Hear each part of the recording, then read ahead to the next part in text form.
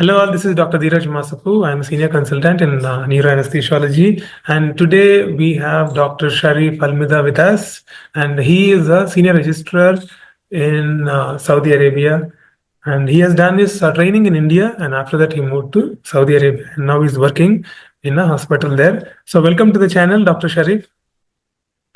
Thank you so much, Dr. Dheeraj. It's an honor to be on your podcast and the outreach that you have to help our community, doctor fraternity. So, thank you again.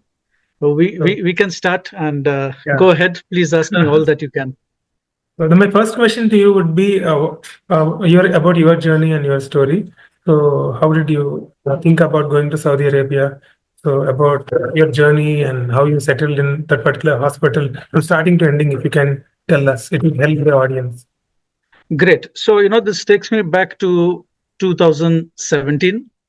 And this was, I had answered my exam in nephrology. And I completed my nephrology training in Hyderabad, in Jubilee Hills, Apollo. And we had many options over there to work locally as well as, go abroad also. And at that point, I think when I decided that I will go and go to Saudi Arabia was this interview that came up from nowhere. There was an interview announced in the newspaper. And I said, let me take a shot. And at that time, I had not even completed my theory exam. So I went for this interview in Bangalore, I remember. And at that time, it was very encouraging. So the interviewer, the head of the committee, was a Saudi doctor. And he was also a nephrologist. So he was pretty impressed. And he said, this kind of, training, this kind of your performance in the interview, he said, we'll do really, really, well if you join us in our team. We'll be very happy to have this kind of skill set. And I was, very touched by that. And I said, yes, at the moment, unfortunately, I do not have, anything to show for. My exams are pending and I don't have this 3-year requisite for the exam. And he said, no, I will vouch for you. Don't worry about it. Get in touch. So, it was just tentative. I got back, I spoke to my seniors, and to be honest, it was not very encouraging, yes, because, none of them were abroad and they were, stars in their hospital. And they didn't say much about it. They said, we'd be happy if we have you here. So time passed. It took 1 year exactly before, I completed my exams. Fine. And then on top of that, even the visa process over here, it took around 1 year because there's a lot of things that go into this. One is, all your documents, all your degrees, they have to go through this data flow verification. Okay. Primary source verification. Then all your documents have to go to Delhi, to this ministry of, I think it's called the HRD ministry, and then their embassy. So all this takes around maybe 1.5 years to complete, including the visa. And as of today, this was in 2017. As of today, it's become a little easier. Okay, maybe 6 months is the waiting period. So I went through this process, and by that time I had my exam results and everything was, fine. And we're looking for a job. And, this is where, I took a decision.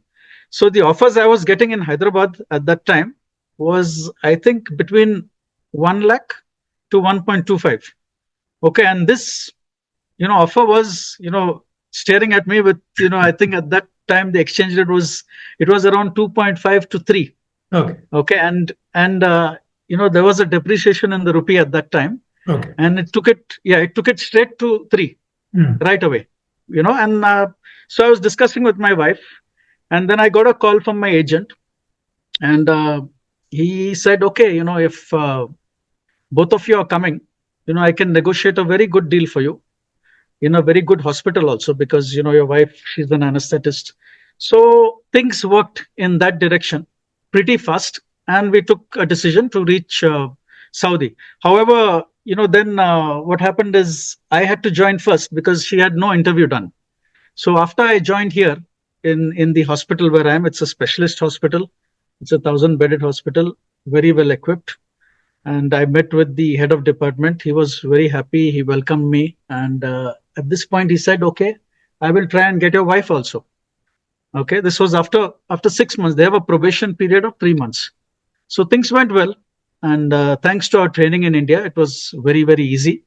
I didn't have to do anything more than what I normally did on a regular day.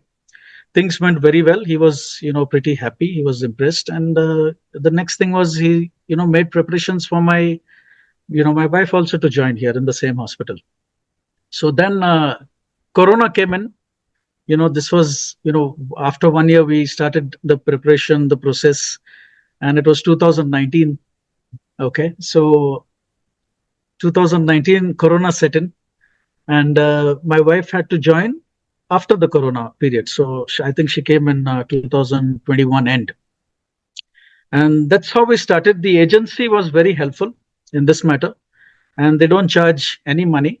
Oh, and I was surprised because we used to work with agencies who'll take a little bit of money at least. Yeah. So then inquisitively I asked him, like, what is this? Why are you not charging anything? And he told me that no, we don't require this money because the hospital or the embassy, they pay us for every recruitment that we do. A part of your basic salary is given to them. So anyone who asks you for extra money probably is not the right